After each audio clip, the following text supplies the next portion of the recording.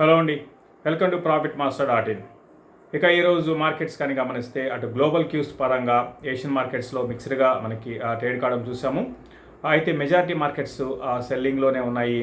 ఇక మన మార్కెట్స్ ఈరోజు ఫ్లాట్గా ఓపెన్ అయినాయి. ఒక దశలో నిఫ్టీ 50-60 పాయింట్స్ రేంజ్లో పాజిటివ్గా కొనసాగింది. అయితే సెకండ్ హాఫ్కి వచ్చేటప్పటికి స్లోగా నిఫ్టీ అనేది కిందకి రావడం చూసాము. అయితే మరి ముఖ్యంగా 2 తర్వాత సెల్లింగ్ అనేది ఎక్కువైంది. మెజారిటీ స్టాక్స్లో ఈరోజు 2 తర్వాత ఎక్కువ సెల్లింగ్ అనేది చూసాము. ఓవరాల్గా నిఫ్టీ -176 పాయింట్స్ లో క్లోజ్ కావడం గమనించాలి. 17,646 దగ్గర నిఫ్టీ క్లోజ్ అయింది. ఈరోజు హైకి లోకి తేడాగానే గమనిస్తే దగ్గరగా 250 పాయింట్స్ మనకి హైకి లోకి ఈరోజు డిఫరెన్స్ అనేది కనపడింది. నిఫ్టీ 17,884 హై అనమాట. లోగానే గమనిస్తే 17,613 అనమాట. సో దీన్ని బట్టి అర్థం చేసుకోవచ్చు హై నుంచి నిఫ్టీ బాగా కరెక్ట్ అయిందని అనుకోవచ్చు. ఇక బ్యాంక్ నిఫ్టీ అయితే ఒక దశలో చాలా స్ట్రాంగ్ ఉంది. అయితే సెకండ్ హాఫ్లో నిఫ్టీలో వచ్చిన సెల్లింగ్ కారణంగా కూడా నిఫ్టీలో మనకి సెల్లింగ్ ఎక్కువైంది. సో దీంతోపాటు ఆబ్వియస్గా బ్యాంకింగ్ స్టాక్స్లో కూడా స్ట్రాంగ్ ఉన్న బ్యాంకింగ్ కౌంటర్స్ కూడా కొంచెం హై నుంచి కరెక్ట్ అయినాయి. దాని కారణంగా కూడా బ్యాంక్ నిఫ్టీ కిందకి రావడం చూసాము. ఓవరాల్గా 37,452 దగ్గర బ్యాంక్ నిఫ్టీ క్లోజ్ అయింది. ఇక ఓఎన్జీసీ, యూపీఎల్, బ్రిటానియా లాంటి స్టాక్స్ ఈరోజు టాప్ గెయినర్స్గా ఉంటే, మరోవైపు ఎస్బీఐ లైఫ్, హిండాల్కో ఇటువంటి స్టాక్స్ నష్టాల్లో ఉన్నాయి. ఇక ఓవరాల్గా సెక్టార్ పరంగా ఈ సెక్టార్ చాలా స్ట్రాంగ్ ఉంది అని చెప్పలేము. కొన్ని ఇండివిజువల్ స్టాక్స్ లైక్ బాష్ కానివ్వండి, దీపక్ నైట్రేట్ ఇటువంటి స్టాక్స్ ఈరోజు స్టార్టింగ్ నుంచి కూడా చాలా స్ట్రాంగ్గా మనకి ర్యాలీ అనేది చూసాము. ఈవెన్ ఐఆర్సిటీసీ కూడా ఈరోజు 7% దాకా పెరగడం చూసాము. ఇక సెక్టర్ పరంగా వీక్గా ఉన్న స్టాక్స్లో మెటల్స్లో బాగా సెల్ ఆఫ్ అనేది చూసాము. అదేవిధంగా ఫార్మా, దీంతోపాటు హై బీటా స్టాక్స్లో కూడా, అంటే హై బీటా అంటే లైక్ ఇన్ఫ్రా కానివ్వండి, తర్వాత రియల్ ఎస్టేట్ కౌంటర్స్లో ఇటువంటి వాటిలో కూడా ఇండివిజువల్ హై బీటా స్టాక్స్లో కూడా బాగా సెల్లింగ్ అనేది చూసాము. ఇక అడ్వాన్స్ డిక్లైన్ రేషియో కానీ గమనిస్తే 455 స్టాక్స్ ఈరోజు అడ్వాన్సెస్ ఉంటే 1062 స్టాక్స్ డిక్లైన్స్ కొన్నాయన్నమాట. అంటే మెజారిటీ స్టాక్స్ ఈరోజు వీక్గా ఉన్నాయి. అయితే లాస్ట్ ఫ్యూ డేస్గా కొంత మిడ్ అండ్ స్మాల్ క్యాప్లో మళ్ళీ ఫ్రెష్ బయింగ్ అనేది లాస్ట్ ఒక 4-5 ట్రేడింగ్ సెషన్స్లో ఫ్రెష్ బయింగ్ అనేది కనపడింది. ఒకవైపు నిఫ్టీ కానీ గమనిస్తే ఒక రేంజ్లోనే మనకి లాస్ట్ కొన్ని రోజులుగా కొనసాగుతూ ఉంది. బట్ మిడ్ అండ్ స్మాల్ క్యాప్లో లాస్ట్ ఫ్యూ డేస్లో సెలెక్టెడ్ మిడ్ క్యాప్లో బయింగ్ అయితే కనపడింది. మళ్ళీ ఈరోజు కొంచెం సెల్లింగ్ అనేది చూసాము. ఇక ఓవరాల్గా ఫ్యూచర్స్లో ఏ విధంగా పొజిషన్స్ ఉన్నాయనేది చూద్దాము. ఫ్యూచర్స్లో కానీ గమనిస్తే ఎక్కువగా షార్ట్స్ బిల్డ్ అయినాయి. నిన్న లాస్ట్ ఫ్యూ డేస్గా బాగా లాంగ్స్ అనేది బిల్డ్ అయినాయి. బట్ ఈరోజు మాత్రం దగ్గరగా ఒక 55% షార్ట్స్ బిల్డ్ అయినాయి. తర్వాత లాంగ్ అన్వైండింగ్ జరిగింది. అంతేగాని లాంగ్స్ పెద్దగా బిల్డ్ కాలేదన్నమాట. అంటే మెజారిటీ స్టాక్స్లో ఎక్కువగా బేరిష్ వైపు మనకి పొజిషన్స్ తీసుకున్నట్టు మనం అర్థం చేసుకోవచ్చు. ఇక నిఫ్టీ ఏ విధంగా ఉండవచ్చు ఇక్కడ నుంచి. లాస్ట్ కొన్ని రోజులుగా మన మార్కెట్స్, ఇంకా చెప్పాలంటే గ్లోబల్ మార్కెట్స్ అన్నీ కూడా చాలా వీక్ అయిపోయినాయి. గ్లోబల్ మార్కెట్స్ అన్నీ కూడా బేరిష్ మార్కెట్లోకి వెళ్ళిపోయినాయి. ఇన్ని రోజులు బుల్ మార్కెట్ అనేది లాస్ట్ ఒక 1 year 3 months, 1 year 4 months మనం చూసాం గ్లోబల్ మార్కెట్స్లో. దానికి లాస్ట్ ఒక 2 monthsగా ఒక బ్రేక్ పడింది గ్లోబల్ మార్కెట్స్లో, మన ఇండియన్ మార్కెట్లో కాదు, బ్రేక్ పడింది. ఇప్పుడు అన్నీ కూడా బేరిష్ మార్కెట్లోకి వెళ్ళిపోయినాయి. ఇక మన మార్కెట్స్ మాత్రం ఇప్పటి వరకు ఈరోజు వరకు చాలా స్ట్రాంగ్ ఉంది. అంటే ఈరోజు 170 పాయింట్స్ పక్కన పెడితే ఓవరాల్గా మనం చాలా అవుట్ పర్ఫామ్ చేస్తున్నాం అనుకోవచ్చు. అయితే ఇక్కడ నుంచి నిఫ్టీ మరింత కిందకు వెళ్తుందా అనేది చూడాల్సి ఉంటుంది. అయితే దానికి 17,550 అనేది చాలా స్ట్రాంగ్ సపోర్ట్గా నేను అనుకుంటాను. గతంలో ఇక్కడ నుంచి చాలా స్ట్రాంగ్ ర్యాలీ, అంటే చాలాసార్లు బౌన్స్ బ్యాక్ అయిందనమాట.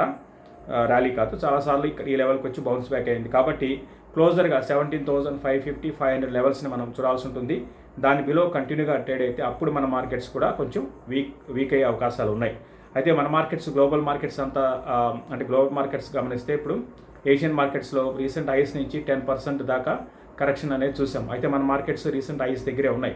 సో అంత భారీ కరెక్షన్ వస్తుంటే అనుకోను నిఫ్టీలో. బట్ ఎంతో కొంత కరెక్షన్ అనేది 5-6% కరెక్షన్ అనేది ఈ లెవెల్స్ నుంచి రావడానికి అవకాశాలు ఉన్నాయి. 17,550 ఆ లెవెల్స్ బ్రేక్ అయ్యి దాని బిలో కంటిన్యూగా ట్రేడ్ అయితే 5-6% కరెక్షన్ అనేది ఎక్స్పెక్ట్ చేయొచ్చు. మరి ముఖ్యంగా కొన్ని స్టాక్స్ మిడ్ అండ్ స్మాల్ క్యాప్లో మాత్రం అబ్నార్మల్గా పెరిగిన వాటిలో కొంచెం ప్రాఫిట్స్ని తీసుకోవడం బెటర్ అండి ఈ లెవెల్స్, అంటే ఈ టైంలో అనమాట. వాటిలో కూడా కొంచెం ప్రాఫిట్ సెల్లింగ్ రావడానికి అవకాశం ఉంటుంది. వన్స్ నిఫ్టీ అనేది డౌన్ ట్రెండ్లోకి వెళ్తే చాలా స్ట్రాంగ్ ఉన్న కౌంటర్స్ కూడా వీకే అవకాశాలు ఉంటాయి. కాబట్టి అటువంటి వాటిలో కొంచెం ప్రాఫిట్ అంటే అబ్నార్మల్గా పెరగడం అంటే తక్కువ టైంలో ఎక్కువ పెరిగిన స్టాక్స్ ఏవైతే ఉంటాయో ట్రేడింగ్ పరంగా తీసుకుంటారో వాటిలో ప్రాఫిట్స్ని ఒకసారి తీసుకోండి. ఇది ఓవరాల్గా మార్కెట్స్ గురించి. ఇక చాలామంది అడుగుతున్న స్టాక్స్లో సీక్వెంట్ సైంటిఫిక్ గురించి అడుగుతున్నారు. సీక్వెంట్ సైంటిఫిక్ అనమాట. ఇది కానీ గమనిస్తే ఇది రీసెంట్ హైస్ నుంచి దగ్గర 330 ఆ లెవెల్స్ హైని మనకి చూసాము. అక్కడ నుంచి కరెక్ట్ అయ్యి ఇప్పుడు ప్రస్తుతానికి 218 దగ్గర ఉంది. ఒకవైపు మార్కెట్స్ పెరుగుతున్నాయి, ఈవెన్ మిడ్ అండ్ స్మాల్ క్యాప్లో కూడా కొంత పర్లేదు లాస్ట్ ఒక 10 డేస్గా. బట్ ఈ స్టాక్ మాత్రం వీక్గానే ఉంది. ఓవరాల్గా ఇది కానీ గమనిస్తే అంటే వీళ్ళ బిజినెస్ కానీ గమనిస్తే యానిమల్ హెల్త్లో ఉన్నారనమాట. అంటే యానిమల్ జంతువుల మనకి ఫార్మా కంపెనీ అనమాట ఇది. సో యానిమల్ హెల్త్ అనేది మన ఇండియాలో చెప్పాలంటే సీక్వెంట్ సైంటిఫిక్ అనేది చాలా పెద్ద కంపెనీ అండి. దీంతోపాటు చాలా కంపెనీస్ ఉన్నాయి. అన్లిస్టెడ్లో దాంట్లో చాలా కంపెనీస్ ఉన్నాయి. దీంతోపాటు కొన్ని కంపెనీస్ ఈవెన్ లిస్టెడ్లో కూడా క్యాడిలా కానివ్వండి, తర్వాత ఇటువంటి కంపెనీస్ ఈ యానిమల్ హెల్త్లో ఉన్నాయి. ఈ సీక్వెంట్ సైంటిఫిక్ కూడా ఓకే మంచి స్టాకేనండి, మంచి ఇన్వెస్ట్మెంట్ స్టాకే. అయితే ఇది పడ్డానికి ప్రధాన కారణము మొన్న రిజల్ట్ చాలా డిసప్పాయింట్మెంట్ చేసింది. సో దాని కారణంగా ఒక్కసారి స్టాకు రిజల్ట్ తర్వాత ఏమాత్రం కూడా ఏ లెవెల్లో కూడా సస్టైన్ కాలేక స్లోగా కిందకి రావడం చూస్తున్నాము. అయితే ఫ్యూచర్ని దృష్టిలో పెట్టుకుంటే అంటే యానిమల్ హెల్త్ ప్రోడక్ట్స్కి యానిమల్ ఫార్మా కంపెనీస్కి ఫ్యూచర్ అయితే బాగుండే అవకాశాలు ఉన్నాయండి.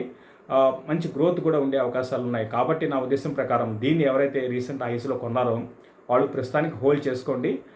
ఫ్రెష్ బయింగ్ అయితే వద్దని చెప్తాను, ఎందుకంటే ఇది ఇంకా ఫర్దర్గా వీక్ అయ్యే అవకాశాలు ఉన్నాయి. మరీ ముఖ్యంగా మొన్న క్వార్టర్లో మార్జిన్స్ అనేది కంప్లీట్గా అంటే ప్రాఫిట్ అనేది బాగా తగ్గిపోయింది. అయితే ఒక్క క్వార్టర్ని బేస్ చేసుకొని మనం ఇన్వెస్ట్మెంట్స్ని అనేది వెనక్కి తీసుకోవడం కరెక్ట్ కాకపోవచ్చు, ఎందుకంటే ఇది ఇన్వెస్ట్మెంట్ స్టాకేనండి. ఫండమెంటల్ పరంగా అంతా కూడా బాగుంది. ఓన్లీ థింగ్ ఏంటంటే వీళ్ళు మార్జిన్స్ని ఇంప్రూవ్ చేసుకోవాలి. ఫస్ట్ నుంచి వీళ్ళకు ఉన్న ప్రాబ్లం ఏంటంటే ఈ కంపెనీకి మార్జిన్స్ తక్కువ ఉంటాయి. అయితే ఇదే స్పేస్లో హెస్టర్ బయో ఉంది, వాళ్ళకి మార్జిన్స్ ఎక్కువ ఉన్నాయి అన్నమాట. సో చాలా కంపెనీస్ ఉన్నాయి, వాటికి మార్జిన్స్ ఎక్కువ, దీనికి మాత్రం మార్జిన్స్ తక్కువ ఉన్నాయి. అయితే గ్రోత్ పరంగా ఓకే బాగానే ఉందండి. అయితే ఇన్వెస్ట్మెంట్ పరంగా దీన్ని కంటిన్యూ చేసుకోండి. యావరేజ్ మాత్రం చేయకండి. యావరేజ్ చేయడానికి ఇంకా టైం పడుతుంది, మీరు వెయిట్ చేయండి.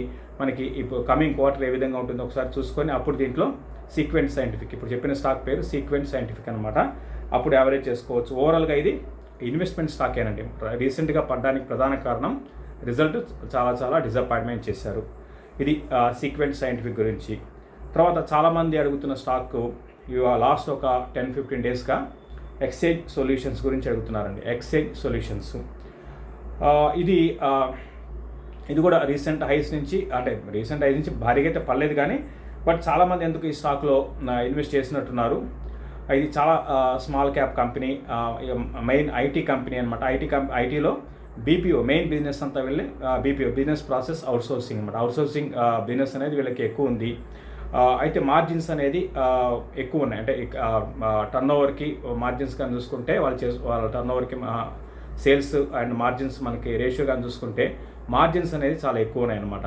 అయితే ఇవి పాజిటివ్ అంశాలు ఈ కంపెనీ గురించి. అయితే మెయిన్ మైనస్ పాయింట్ ఏంటంటే గ్రోత్ లేదండి కంపెనీలో. ఇంకా చెప్పాలంటే ఫ్యూ ఇయర్స్ బ్యాక్ కానీ వెళ్తే ఏమాత్రం కూడా మనకి ఇయర్ ఆన్ ఇయర్ కానీ చూసుకుంటే ఏమాత్రం ఇంప్రూవ్ అయ్యి పక్కన పెట్టి గ్రోత్ లేదు, డీగ్రోత్ ఉంది, అంటే కిందకే వస్తుంది అనమాట గ్రాఫ్ కానీ గమనిస్తే. సో నా ఉద్దేశం ప్రకారం ఇది అంత ఇన్వెస్ట్మెంట్ స్టాక్ కాదండి. ఎప్పుడు కూడా మీరు ఒకటి గుర్తుపెట్టుకోండి, ఐటీ కంపెనీస్ని సెలెక్ట్ చేసుకునే ముందు ఆ బిజినెస్ ఖచ్చితంగా మీకు తెలిసి ఉంటే మీకు ఏదైనా ఇన్ఫర్మేషన్ ఆ కంపెనీ గురించి పర్సనల్గా మీకు తెలిసి ఉంటే అప్పుడు ఇన్వెస్ట్ చేయాలి తప్ప ఈ స్టాక్ మాత్రం అయితే నేనైతే వద్దని చెప్తాను. ఇక డెసిషన్ అయితే మీరు తీసుకోండి, ఎందుకంటే ఇది కానీ గమనిస్తే అంత లాస్ట్ ఒక 5-6 ఏళ్లలో ఏమాత్రం కూడా ఇంప్రూవ్ లేదు. ప్లస్ రీసెంట్గా ఈ స్టాక్స్ అన్నీ కూడా ఐటీ కంపెనీస్లో ఒక ర్యాలీ చూసాం, దాంట్లో కూడా పెద్దగా పార్టిసిపేషన్ లేదు. అయితే ఓవరాల్గా ఇందులో గమనిస్తే మనకి షార్ట్ టర్మ్ ట్రెండ్ మాత్రం డౌన్ ట్రెండ్లో ఉంది. ఈవెన్ లాంగ్ టర్మ్ కూడా ఇది ఇన్వెస్ట్మెంట్ స్టాక్ అయితే కాదండి, ఎందుకంటే వాళ్ళ రిజల్ట్ ఏమాత్రం కూడా ఇంప్రూవ్ లేనప్పుడు మనం ఆ స్టాక్లో ఇన్వెస్ట్ చేయడం అనేది కరెక్ట్ కాదు. కాబట్టి నా ఉద్దేశం ప్రకారం ఈ స్టాక్ని ఇన్వెస్ట్మెంట్కి అయితే అవాయిడ్ చేయండి. ఆల్రెడీ ఎవరైనా కొనుంటే మాత్రం వాళ్ళు ట్రైలింగ్ స్టాప్ లాసెస్ పెట్టుకొని హోల్డ్ చేయండి, లేదా ర్యాలీస్లో ఎగ్జిట్ కాండి. ఎందుకంటే ఇటువంటి స్టాక్స్ వన్స్ ట్రెండ్ రివర్స్ అయితే మళ్ళీ మీ రేటు రాకపోవచ్చు అండి. మీరు చూసుకోండి, ఈ స్టాక్లో కొంచెం జాగ్రత్తగా ఉన్నాయి. ఇటువంటి స్టాక్స్లో ఒకసారి ట్రెండ్ రివర్స్ అయితే మళ్ళీ మీ రేటు రాకపోవచ్చు అండి. ఇది ఎక్స్చేంజ్ సొల్యూషన్స్ గురించి. ఓవరాల్గా ర్యాలీస్లో ఎగ్జిట్ కానీ ట్రైలింగ్ స్టాప్ లాస్ పెట్టుకోండి. ఇది ఇన్వెస్ట్మెంట్ స్టాక్ అయితే ఖచ్చితంగా చెప్పగలుగుతాను, కాదని చెప్పగలుగుతాను. మధ్యలో స్పెక్యులేషన్ పరంగా పెరగచ్చేమో కానీ ఇన్వెస్ట్మెంట్ స్టాక్ అయితే కాదండి ఇది. తర్వాత చాలామంది అడుగుతున్న ఇంకో స్టాకు ఆప్టస్ హౌసింగ్ అండి. ఇది రీసెంట్గా ఐపీఓకి వచ్చింది. ఐపీఓ వచ్చిన దగ్గర నుంచి కూడా ఈ స్టాక్లో మనకి లిస్టింగ్ తర్వాత మళ్ళీ స్లోగా కిందకి రావడం చూసాం, ఏమాత్రం కూడా పెరగలేదు. సో ఓవరాల్గా బిజినెస్ పరంగా హౌసింగ్ హోమ్ లోన్స్ దాంట్లో ఉన్నారు. అయితే గ్రోత్ పరంగా రీసెంట్ చిన్న కంపెనీ అనమాట. లాస్ట్ ఫ్యూ ఇయర్స్ బ్యాక్ మనకి ఇప్పటికి చూసుకుంటే మంచి బిజినెస్ పరంగా గ్రోత్ అయితే బాగుంది. అయితే బాగా ఎక్స్పెన్సివ్ స్టాక్ అండి. మనకి ఇప్పుడు రీసెంట్ ఐపీఓస్లో మనం చూసాము, మెజారిటీ కంపెనీస్ అన్నీ కూడా ఐపీఓకి వచ్చిన అన్నీ కూడా చాలా చాలా వాల్యుయేషన్స్ ఎక్స్పెన్సివ్ అనమాట. మనకి దీనికన్నా ఇదే సెక్టార్లో ఈ హౌసింగ్ కంపెనీస్లో, హోమ్ లోన్ కంపెనీస్లో చాలా కంపెనీస్ మనకి సెకండరీ మార్కెట్లో మనకి లో వాల్యుయేషన్స్లో దొరుకుతున్నాయి. కాబట్టి ఏంటంటే ఆప్టస్ హౌసింగ్ ఆల్రెడీ కొని ఉంటే మాత్రం హోల్డ్ చేయండి. ఇన్వెస్ట్మెంట్ పరంగా బాగానే ఉండొచ్చు అనిపిస్తుంది నాకు. ప్లస్ ఓవరాల్గా సెక్టర్ పరంగా కూడా నేను పాజిటివ్గా ఉన్నాను. హౌసింగ్ లోన్ కంపెనీస్ ఏవైతే ఉంటాయో వాటి మీద నేను చాలా పాజిటివ్గా ఉన్నాను. ఫ్యూచర్ బాగుండే అవకాశాలు ఉంటాయి. అయితే ఈ స్టాక్ మాత్రం బాగా ఎక్స్పెన్సివ్, అది గుర్తుపెట్టుకోవాలి. ఇంకోటి దాంతోపాటు ఎప్పుడైతే ఐపీఓ ప్రైస్ కన్నా కిందకు వస్తూ ఉంటే స్టాకు ఇమీడియట్గా పెరిగే అవకాశాలు ఉండవండి.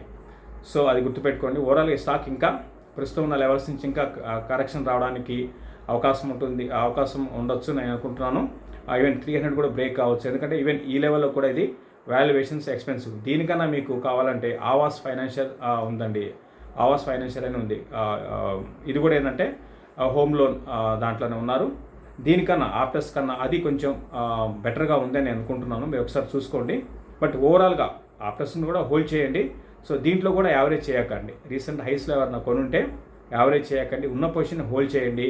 ఇంకా ఫర్దర్గా ఈ స్టాక్లో కరెక్షన్ వచ్చినప్పుడు దీంతోపాటు మార్కెట్లో కూడా మా నిఫ్టీలో కూడా ఒక హెల్దీ కరెక్షన్ వస్తే అప్పుడు మనం ఇటువంటి స్టాక్స్ని ఐడెంటిఫై చేసి ఏవైతే మంచి అంటే ఎక్స్పెన్సివ్ స్టాక్ కాస్త మనకి కొంచెం వాల్యుయేషన్స్లో అందుబాటులోకి వచ్చినప్పుడు మనం యావరేజ్ చేయొచ్చు. కానీ ఈ లెవెల్లో మాత్రం యావరేజ్ అయితే చేయకండి. ఇదని కాదు, మెజారిటీ వాళ్ళందరూ కూడా అడుగుతున్నారంటే యావరేజ్ ఎప్పుడు చేయాలి? యావరేజ్ ఇప్పుడు చేయకండి. ఎందుకంటే నిఫ్టీలో మనకి ఒక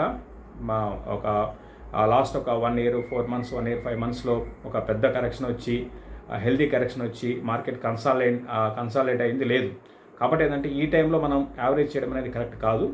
క్యాష్ అనేది మన దగ్గర పెట్టుకుంటే అవకాశాలు వస్తాయి. వచ్చినప్పుడు మనం యావరేజ్ చేసుకోవచ్చు అండి. ఇది క్లోజింగ్ రిపోర్ట్. మళ్ళీ రేపు మార్నింగ్ మార్కెట్లో కలుద్దాం. థ్యాంక్ యూ అండి.